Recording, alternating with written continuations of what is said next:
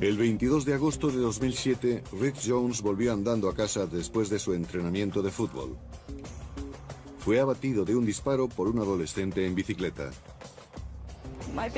Mi niño solo tenía 11 años. No merecía morir. La investigación para dar con el asesino fue una de las mayores a las que se enfrentó la policía del Merseyside. 100 agentes más se suman a la investigación. Mientras la nación entera pedía justicia, se va estrechando el cerco en torno al asesino. Si el culpable ve esto, le insto a que se entregue. Esta es la historia de la muerte de Rhys Jones, contada a través de los testimonios de la familia, los amigos y los detectives que se encargaron del caso.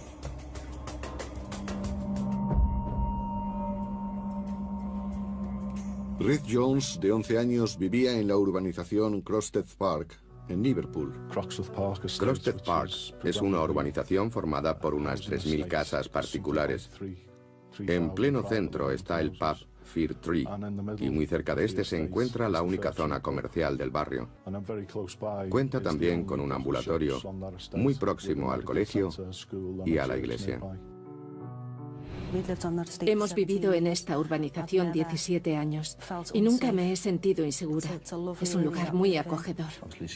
Siempre ha habido chicos en las calles, pero nunca hacían nada fuera de lo normal. Es una urbanización muy agradable, muy verde, llena de árboles y bosques. Todas las casas son bonitas. Al tratarse de casas particulares, todo el mundo cuida de la suya. Es un buen lugar para vivir. Dejaba que los niños jugaran en la calle. Nunca hubo problemas. Aunque era una urbanización enorme, existía un ambiente de familiaridad. Al no haber más que una zona comercial y además localizada en el centro, casi todo el mundo se conocía.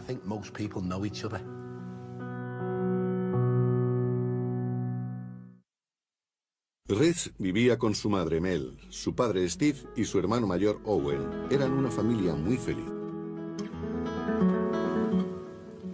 Éramos una familia normal. Steve trabajaba en el turno de noche y yo tenía un trabajo a media jornada. A los chicos les iba muy bien en el colegio. Los fines de semana Steve tenía tiempo libre e intentábamos hacer algo en familia. Le animábamos a que hiciera cosas y se lo pasara bien. Rhys era muy popular y todos los que le rodeaban le querían. Rhys era un chico muy alegre, muy vivo. Era muy divertido. Un chaval muy extrovertido. Era una de esas personas con las que no puedes estar enfadado mucho tiempo. Incluso si te enfadabas con él, acababa por hacerte reír. Era un chico encantador. Era un chico muy alegre. Siempre estaba sonriendo y haciendo reír a los demás. Era muy travieso. Siempre estaba gastando bromas. Solía hacer bolas de barro y lanzárselas a los demás chicos que se le unían enseguida. Me sacaban de mis casillas. Pero la verdadera pasión de Rhys era el fútbol. Creo que el fútbol era su vida. No había nada más salvo fútbol, fútbol y más fútbol. Jugó en el Fir Tree durante 12 meses. Jugó su primera temporada y estaba a punto de empezar la segunda. Jugaba muy bien.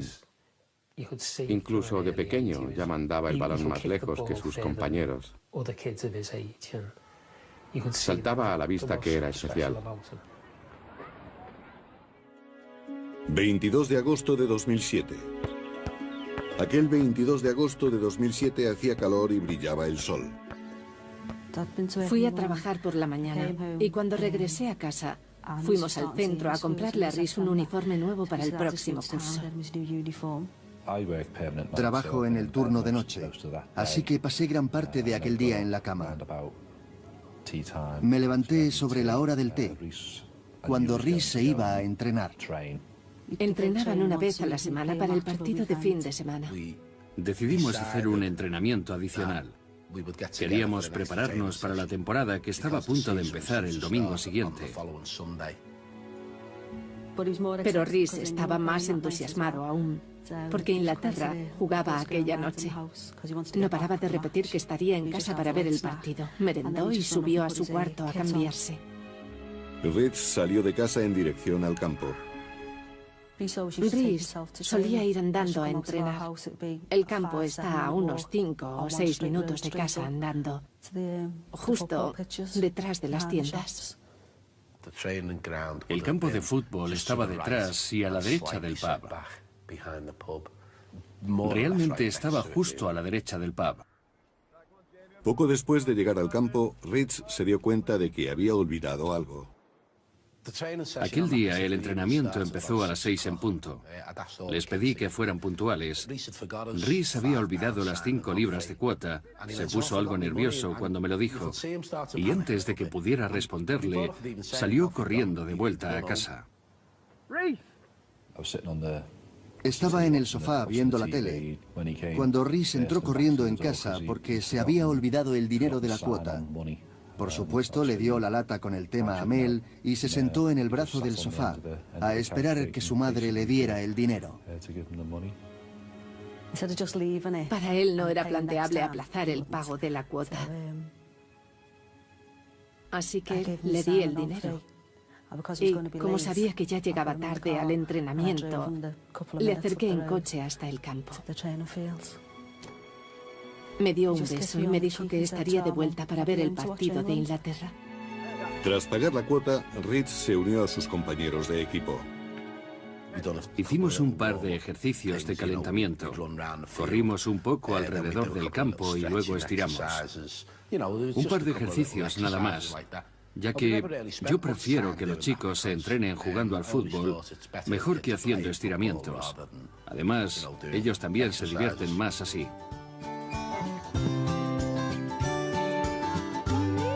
Después de la sesión de entrenamiento, Rhys se prepara para volver a casa y ver el partido Inglaterra-Alemania.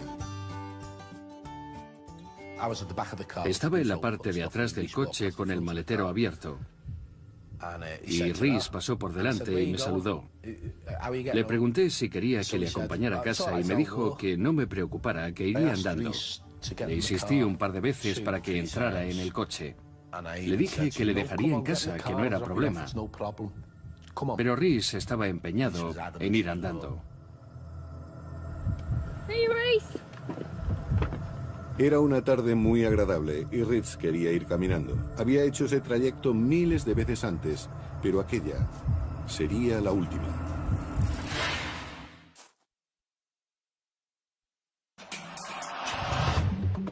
Rhys Jones, de 11 años, era un fanático del fútbol y muy querido por su familia y amigos. Tenía un futuro prometedor, pero ese futuro le sería arrebatado.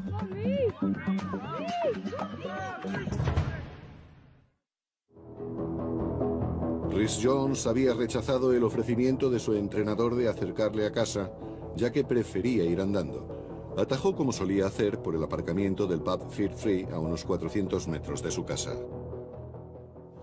La tarde de aquel 22 de agosto era muy calurosa y el pub estaba lleno. Ese día Inglaterra jugaba contra Alemania. Mucha gente estaba sentada fuera para disfrutar del buen tiempo y también para poder fumar. Rhys había terminado su entrenamiento y volvía a casa desde el campo. Era un paseo relativamente corto. Subí al coche y llevaba conduciendo unos 45 metros cuando Son, que iba en el asiento de copiloto, se puso a gritar: «Rhys, es Rhys». Miré y vi a Rhys tendido en el suelo. Enseguida supe que estaba herido. Primero pensé que se había resbalado, así que frené de golpe y salí del coche. Mientras tanto, Son se había bajado y corría hacia Rhys. Llegó antes que yo.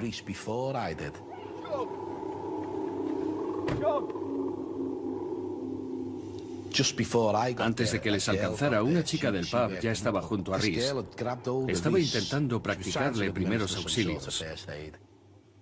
Rhys yacía en un charco de sangre. Estaba bañado en sangre. La chica me gritaba que le habían disparado.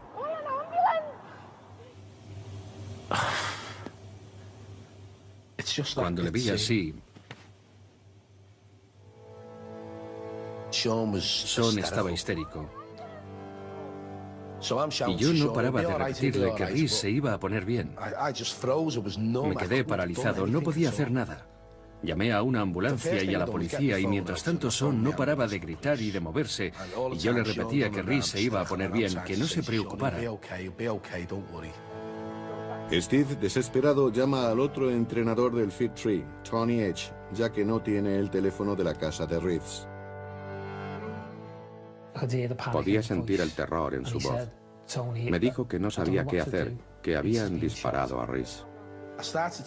Empecé a gritar.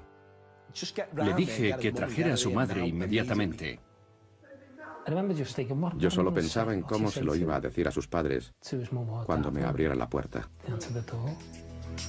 Completamente aterrorizado, Tony corrió hasta la casa de los Jones. Estaba en el sofá viendo la tele cuando oí que llamaban a la puerta. Abrí y me encontré a Tony. Le dije que Steve me acababa de llamar para decirme que habían disparado a Rhys, pero yo no sabía cómo estaba. Necesito las llaves. Me dijo que tenía que acompañarle y no tuve tiempo de pensar en nada. Entré en el salón, cogí las llaves y el teléfono y subí rápidamente al coche. El aparcamiento del pub está a 1 minuto en coche de la casa de Rhys. No hablamos durante el trayecto, solo queríamos llegar lo antes posible. No podía creérmelo. No sabía de qué me estaba hablando. No le pregunté nada, ni siquiera creo que hablara. Una multitud ya había empezado a agolparse en torno a Rhys. Parecía que hubiera cientos de personas. Al principio no vi nada. Cuando salí del coche, alguien dijo, "Ha venido su madre".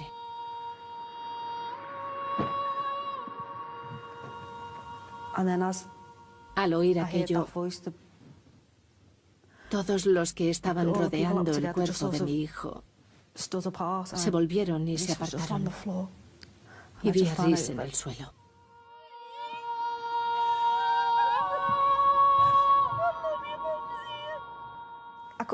Ni siquiera podía ver dónde lo habían herido. Tan solo veía el charco de sangre. Puse mi mano bajo su cabeza y le dije que mamá estaba ahí y que se iba a poner bien. La gente gritaba, ¿dónde está la ambulancia? Yo no paraba de repetirle que se iba a poner bien. Tony no se acercó hasta Rhys. Dejó a Mel y se quedó conmigo. Yo intentaba explicarle lo que había ocurrido. Steve estaba hecho polvo. Estaba llorando y probablemente estuviera pensando que si no hubiera convocado un entrenamiento esa tarde, nada de aquello hubiera sucedido.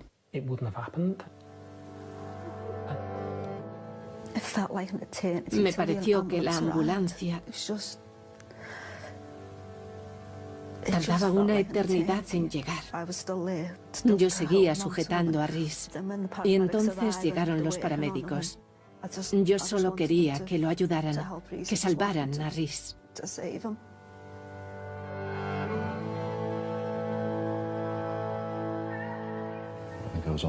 Iba conduciendo por la M57 cuando recibí una llamada de Mel. Lo único que dijo fue que tenía que ir para allá, que habían disparado a Rhys. Lo primero que pensé fue que habría estado jugando con rifles de aire comprimido y que le había alcanzado un balín o algo por el estilo.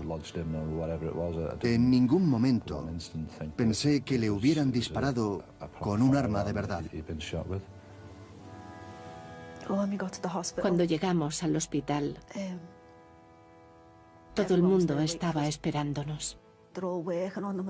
Un equipo entero estaba trabajando con él y pensamos que todo iría bien. Nos dejaron entrar a verlo y le quitamos las zapatillas y le frotamos las piernas y los pies. Nos dijeron que le habláramos mientras le intervenían y aquello me hizo pensar que, en realidad, no estaba tan mal. Sabían lo que hacían y podrían salvarlo.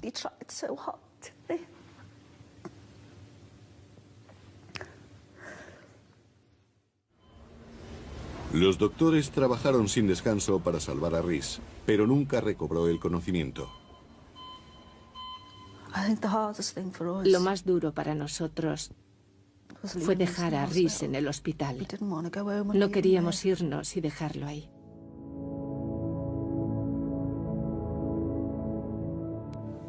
No podíamos tocarlo. Ya no era nuestro hijo. Ahora era la escena del crimen.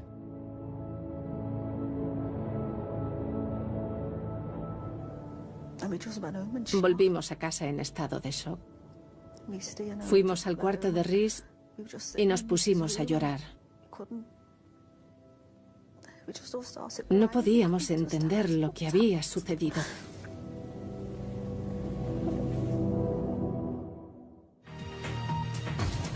Hablaremos del asesinato de un chico de 11 años en Liverpool. Fue abatido por otro joven que montaba en bicicleta frente a un pub. Recibió un disparo en el cuello cuando volvía a casa de un entrenamiento. Murió en el hospital. No es momento de callarse. Es hora de hacer lo correcto y entregar a los culpables. Todos los medios del país se hicieron eco del tiroteo. El país se sumió en el desconcierto. La policía de Merseyside se puso a trabajar decidida a dar con el asesino. Fue una de las mayores investigaciones a las que se ha enfrentado nunca la policía de Merseyside. La presión por llevar al culpable ante la justicia era más acusada por el hecho de que se trataba de una víctima inocente. Muchos inspectores fueron asignados al caso para llevar a cabo las pesquisas preliminares. Todos los departamentos de policía científica fueron movilizados. Desde un principio, la policía tuvo claro que se trataba de un crimen relacionado con bandas. Crosted Park está a menos de 1 kilómetro de distancia de la urbanización Crosted Council. Sabíamos que ahí había bandas, sobre todo en la parte vieja. Hay un tramo de la Liverpool 11 donde los municipios de Croxteth y Norris Green no están separados más que por una carretera. A lo largo de los años ha habido varios incidentes en los que se han visto envueltas bandas de las dos poblaciones. Su violencia ha ido aumentando e incluso llevan armas de fuego.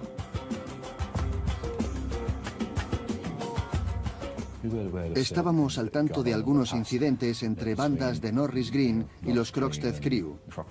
Nosotros nunca nos vimos envueltos en ellos. Nunca presenciamos nada. Nunca pensamos que aquello llegara a afectar a nuestro barrio. La idea de que hubiera bandas de jóvenes armados en nuestro barrio me parecía algo totalmente ajeno y extraño. Aquello no tenía nada que ver con nuestras vidas. No podía entenderlo. Solo quería entenderlo. Saber qué había pasado para que alguien llegase a disparar a un niño de 11 años. Sabía que Rhys no salía con ese tipo de gente. Sus amigos eran buenos chicos. 23 de agosto de 2007.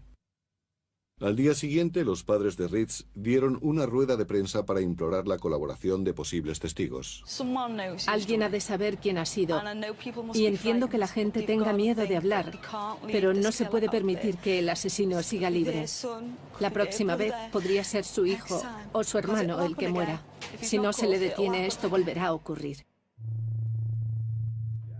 Los testigos presenciales dan parte de un adolescente circulando en bicicleta. El asesino disparó 3 veces. El primer disparo estaba dirigido a 2 chicos que montaban en bicicleta por el aparcamiento del pub. Salieron corriendo y el asesino les siguió. Apuntó y realizó un segundo disparo. La bala alcanzó a Rhys y, sorprendentemente, el encapuchado realizó un tercer disparo en dirección a sus objetivos, aun cuando resultaba evidente que Rhys había caído alcanzado por el segundo disparo. Algunos testigos presenciales vieron al asesino, pero desgraciadamente ninguno de ellos fue capaz de describirlo. La policía consiguió grabaciones de las cámaras de vigilancia en las que aparecía el asesino montado en su bici. Esperaban que eso les ayudara en la investigación. Los fragmentos de grabación que se utilizaron en el caso procedían de las cámaras del aparcamiento del pub. En estas se veía claramente al hombre acercarse por detrás del pub y rodearlo.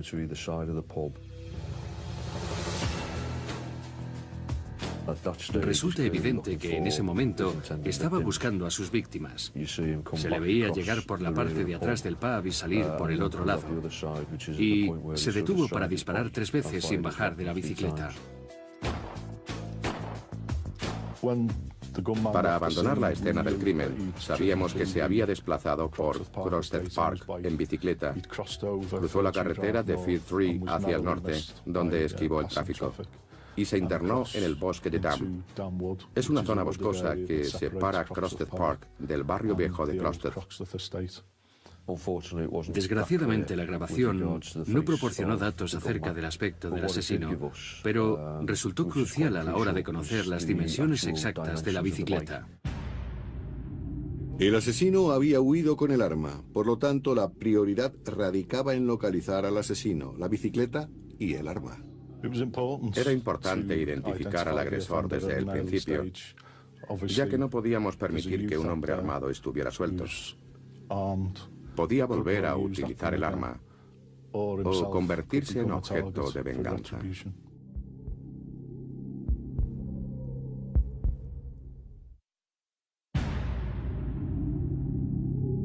Rhys Jones recibió un disparo en el cuello cuando volvía de jugar al fútbol en Crosted, Liverpool. El asesino abandonó la escena del crimen con el arma. Mel, la madre de Rhys, acudió rápidamente a la escena del crimen y sostuvo a su hijo mientras lo veía morir. La muerte de Rhys Jones sacudió al país. Nadie podía entender el motivo de este crimen. La gente estaba asustada y se quedaba en casa por miedo a salir. Lo que le había ocurrido a Rhys Jones podía ocurrirle a cualquiera. Creo que las circunstancias en las que Rhys murió provocaron mucho miedo entre la comunidad. La gente sabía que todavía no habíamos detenido al agresor. Había que ponerse en la situación de los padres que vivían en la zona y que pensaban que aquello podía haberle ocurrido a sus hijos. El instinto de un padre es proteger a sus hijos, sobre todo después de que suceda algo así. Las calles de la zona se vaciaron de niños. La gente del barrio se volvió muy protectora con sus hijos. Aquello cambió mi perspectiva. Vigilaba más dónde iba mi hijo y con quién jugaba. No le dejaba ir más allá de 2 o 3 calles de casa. Y si quedaba con sus amigos, le acompañaba e iba a recogerlo.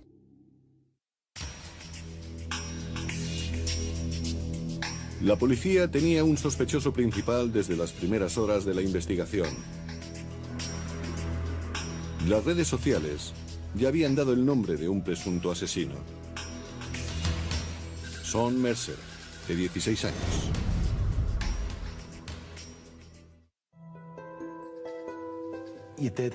Oyes hablar a los chicos y aquella noche el nombre de Mercer estaba por todo Internet. Mercer tenía antecedentes por delitos menores.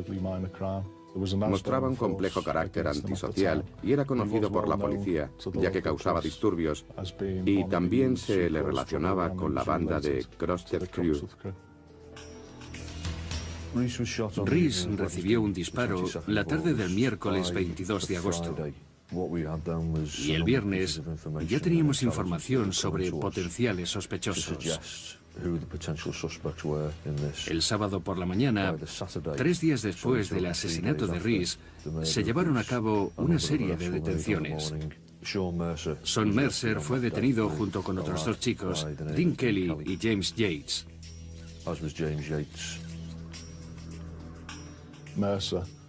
Mercer fue incluido en una rueda de reconocimiento puesto que pensábamos que se trataba del asesino. 5 testigos fueron llamados a la rueda de reconocimiento, pero ninguno pudo identificar a Mercer como el autor de los disparos.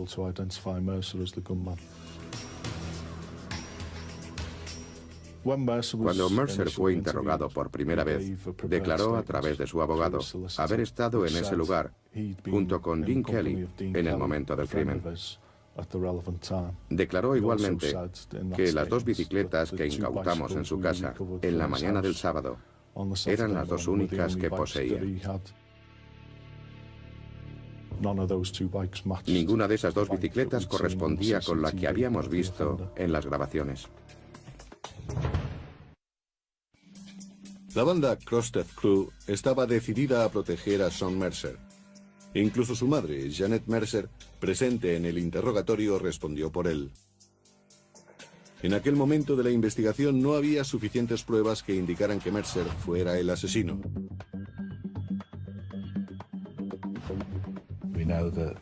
Estaban tratando de borrar sus pistas y esconderse, lo que dificultaba mucho las cosas. Pensábamos que íbamos a tener que recorrer un largo y duro camino. Se había creado un muro de silencio alrededor del agresor, pero únicamente por parte de la gente que le conocía y le había ayudado en ese momento. Sin testigos presenciales creíbles y sin arma del crimen ni bicicleta, la policía de Merseyside no tenía otra alternativa que dejar libre a Mercer y a sus cómplices.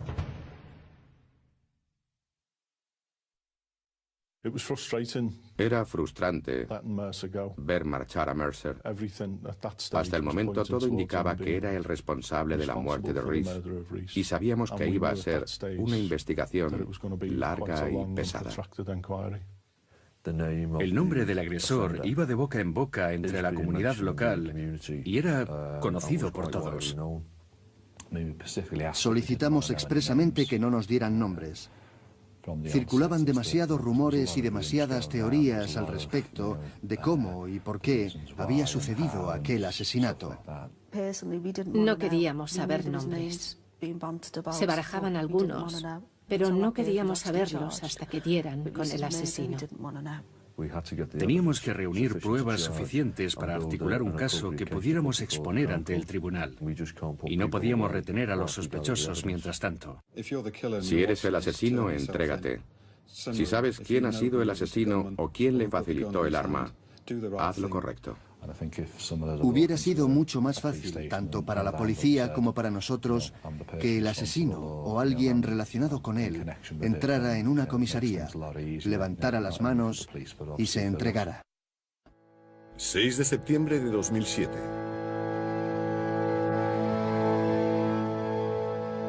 Miles de personas asistieron al funeral de Rhys Jones oficiado en la Catedral Anglicana de Liverpool. El niño al que habían asesinado era enterrado.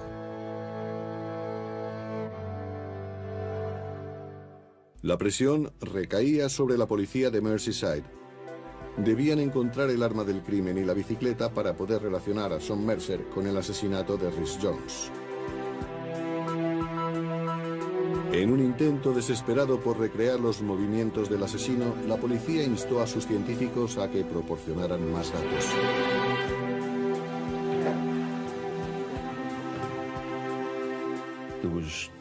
Mercer recibió 2 llamadas antes del asesinato de Reese, por lo que dedujimos que se trataba de avisos acerca de la presencia de las víctimas en la zona.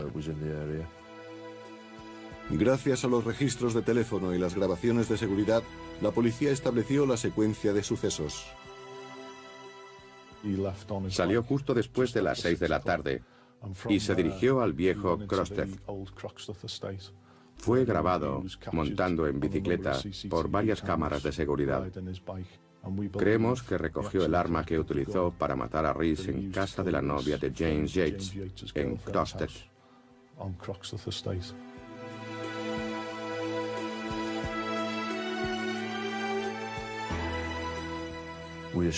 Establecimos que el agresor, después de recoger el arma, se dirigió al lugar en el que realizó los disparos. uno de los cuales alcanzó a Reese. Tras el tiroteo, Mercer se dirigió a casa de un chico de 15 años al que nos referiremos como Chico M. Creemos que Mercer escogió al Chico M por una serie de razones. La primera porque era de entre sus compañeros el que vivía más cerca de Crosted Park y por lo tanto la opción más rápida para desaparecer. La segunda porque el Chico M solo tenía 15 años y aunque no era miembro de la banda de Crosted Crew, había estado envuelto en algunos asuntos relacionados con ella. Era muy joven y también tenía problemas de comportamiento. Mercer sabía que el Chico M haría cualquier cosa que le dijera. Fue en casa de Chico M donde Mercer urdió su plan. Mercer llamó por teléfono a otros miembros de la banda para que vinieran a ayudarle. Juntos idearon un plan para deshacerse del arma, de su ropa y de la bicicleta, y para lavar a Mercer con gasolina. Pretendían de ese modo eliminar cualquier rastro que pudiera interesar a la policía. Es creencia general que la gasolina elimina cualquier residuo de un arma de fuego cuando ésta es disparada. ¿Qué otros miembros de la banda de Crosted Crew estaban implicados? Melvin Coy, 24 años. Llamó a Mercer sobre las 7 menos 20 para informarle sobre la presencia de la banda rival en la zona. Gary Case, 24 años. Llamó por teléfono a Son Mercer a las 7 menos 10. Le avisó de que había miembros de la banda rival en el aparcamiento del pub. James Yates, 19 años. James Yates era amigo de Son Mercer y le había proporcionado la pistola esa tarde en cuestión.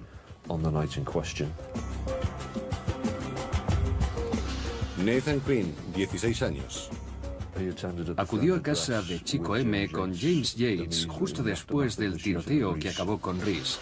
Dean Kelly, 16 años. Dean Kelly era amigo de Mercer y estaba en su compañía cuando fue arrestado, 3 días después del asesinato de Reese. Dean Kelly facilitó una coartada para Son Mercer.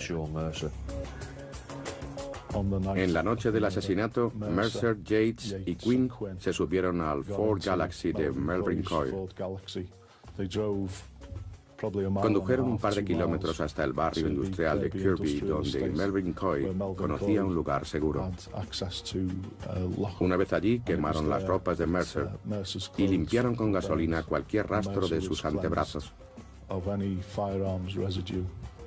Al estudiar las grabaciones de seguridad, pudimos identificar el Ford Galaxy de Melvin Coy a su entrada en el sector industrial.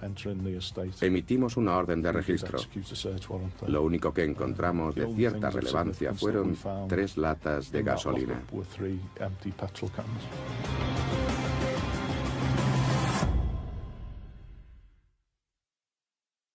Tras establecer los movimientos de Son Mercer, la policía necesitaba averiguar qué había pasado con el arma del crimen.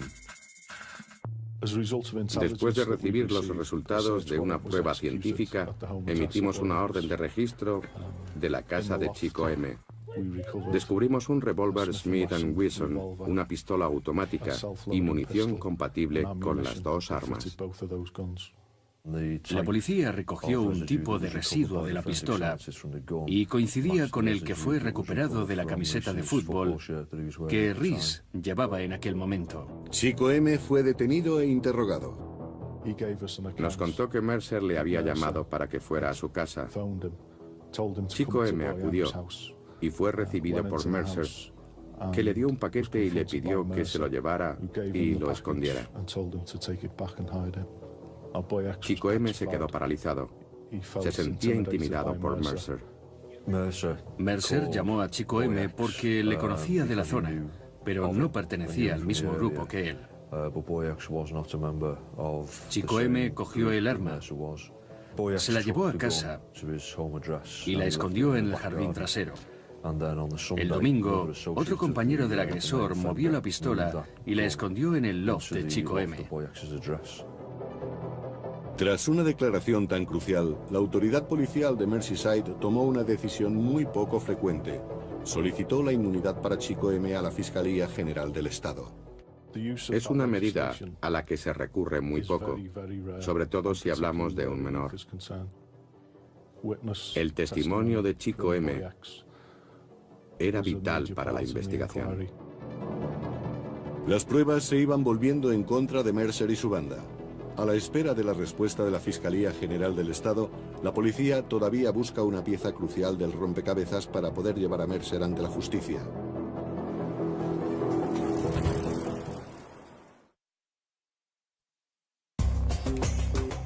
En agosto de 2007, Rhys Jones, de 11 años, es abatido de un disparo por un adolescente en bicicleta. La policía de Merseyside detiene a varios jóvenes pertenecientes a la conocida banda Crosted Crew, a la que pertenece el principal sospechoso, Sean Mercer. Pero a pesar de haberse visto obligados a dejar marchar a Mercer y a otros miembros de la banda, los agentes reúnen pruebas rápidamente. La policía ya ha recuperado el arma del crimen. Ahora esperan la resolución de la Fiscalía General del Estado respecto a la concesión de inmunidad para Chico M si testificase contra Mercer. Y aún se desconoce el paradero de la bicicleta.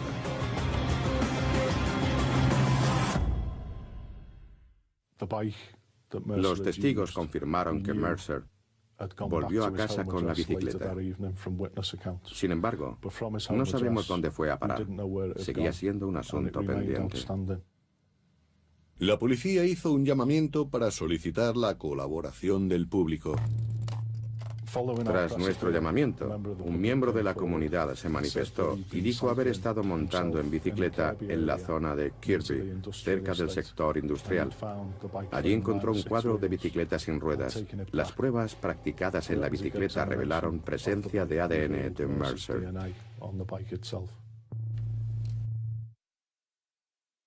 La madre de Mercer sabía que esa bicicleta era suya. Mintió deliberadamente a la policía al declarar que las dos bicicletas que recuperamos en casa del agresor eran las únicas que poseía. Y repitió dicha declaración durante el interrogatorio. Hay una gran diferencia entre no creer que tu propio hijo sea culpable y mentir descaradamente a la policía durante un interrogatorio. Su intención era frustrar la investigación.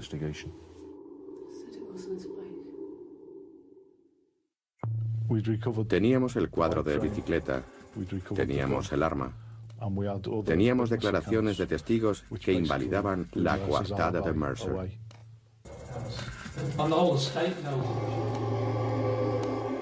Lo único que faltaba era la resolución de la Fiscalía General del Estado al respecto de Chico M.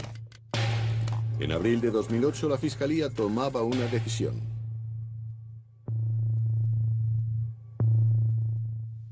Cuando el fiscal general decidió conceder la inmunidad a Chico M, volvimos a interrogarle. Aceptó prestar declaración a cambio de la protección que le ofrecía la Fiscalía General del Estado frente a posibles acciones judiciales contra su persona. El 15 de abril de 2008, la policía de Merseyside arrestó a 14 personas, entre las que se encontraban Sean Mercer, James Yates, Gary Case, Melvin Coy, Dean Kelly, Nathan Quinn y Chico M. Mercer fue acusado por el asesinato de Rhys y el resto por asistirle en la destrucción de pruebas. Mercer fue detenido el 15 de abril y sometido a un nuevo interrogatorio. Había preparado una declaración según la cual negaba cualquier implicación en el asesinato de Rhys y decidía no responder a más preguntas. Gary Kay y Melvin Coy declararon no haber ayudado a Mercer. Los demás detenidos decidieron no responder a ninguna pregunta o declarar que no sabían de qué se les hablaba. Junto con los miembros del Crosted Crew, también fueron detenidos varios adultos. Sabíamos que Janet Mercer nos había mentido al testificar que Mercer tan solo poseía las dos bicicletas que encontramos en su casa. Decidimos detenerla, pues estaba en posesión de dicha bicicleta la noche del asesinato. Negó cualquier participación. Los padres de James Yates, Francis y Mary Yates, se implicaron muchísimo al tratar de ayudar a Mercer y a su propio hijo. Sabemos que Francis y Mary Yates quemaron una tarjeta SIM que la policía no encontró al registrar la casa de James Yates. Se trataba de la tarjeta SIM que había estado utilizando y era una prueba crucial. Me pareció sorprendente que recibieran ese tipo de ayuda. No es solo que sus compañeros le escondieran, le limpiaran con gasolina para eliminar cualquier rastro y se deshicieran de la bicicleta y el arma. Los adultos también se implicaron. 2 de octubre de 2008. El juicio tuvo lugar en el juzgado de Liverpool casi 14 meses después del asesinato de Rees. Son Mercer se declaró no culpable. Durante el juicio, Mercer y sus amigos no pararon de reírse y de hacer chistes. Parecía que no les importaba nada de lo que estaba sucediendo. El juicio duró 11 semanas. Fue terrible para nosotros pasar por todo aquello. Teníamos miedo de dejar aflorar nuestras emociones, porque pensábamos que no podríamos parar de llorar y que nos vendríamos abajo. Es justo decir que el comportamiento de Mercer y los demás en el estrado fue lamentable, por decir algo. Estaban ante los padres de Rees. Es una actitud imperdonable. Pero al mismo tiempo nos da una medida del tipo de personas que son. El jurado declaró a Mercer culpable del asesinato de Rees Jones. Fue condenado a 22 años de cárcel. Mercer no mostró ningún atisbo de arrepentimiento. Durante la sentencia permaneció inmutable. Nos destruyó. Destruyó nuestras vidas.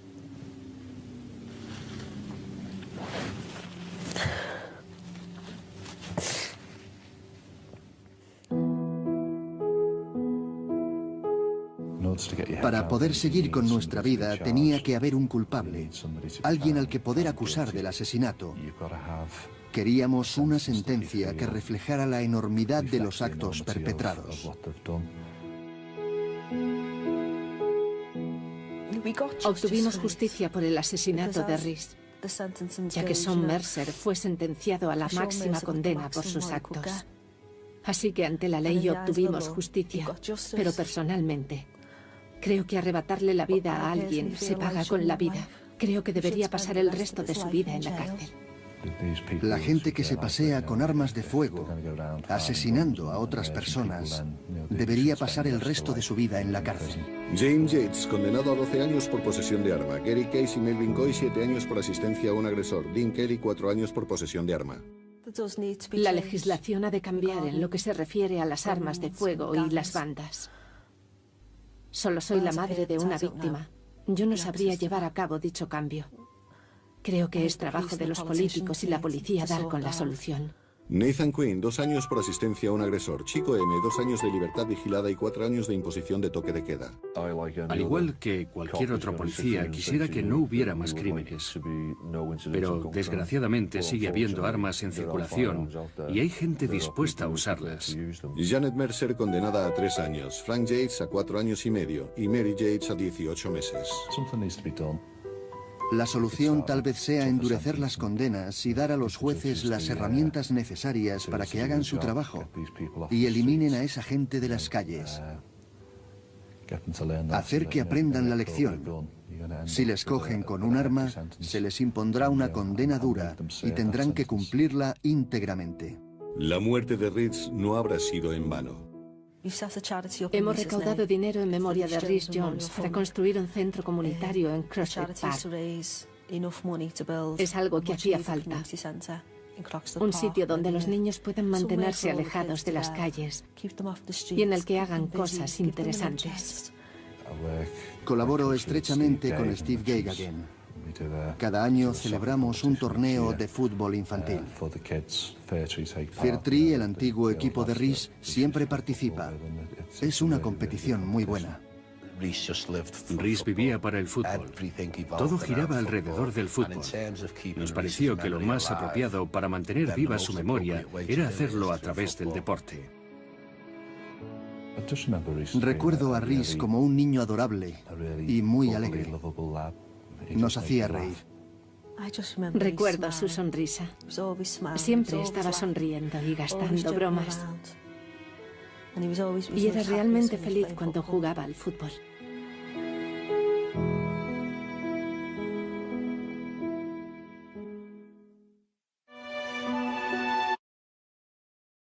Ambiente de familiaridad.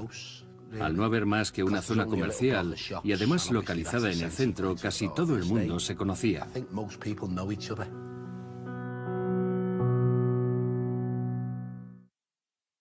Rhys vivía con su madre Mel, su padre Steve y su hermano mayor Owen. Eran una familia muy feliz. Éramos una familia normal. Steve trabajaba en el turno de noche y yo tenía un trabajo a media jornada. A los chicos les iba muy bien en el colegio. Los fines de semana Steve tenía tiempo libre e intentábamos hacer algo en familia. Le animábamos a que hiciera cosas y se lo pasara bien.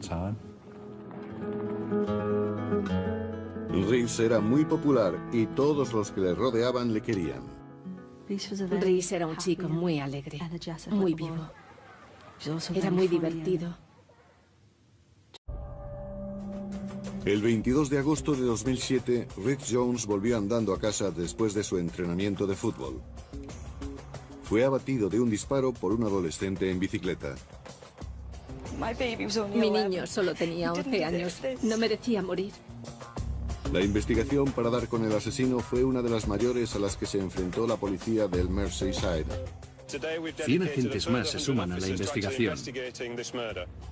Mientras la nación entera pedía justicia, se va estrechando el cerco en torno al asesino. Si el culpable ve esto, le insto a que se entregue. Esta es la historia de la muerte de Rhys Jones, contada a través de los testimonios de la familia, los amigos y los detectives que se encargaron del caso.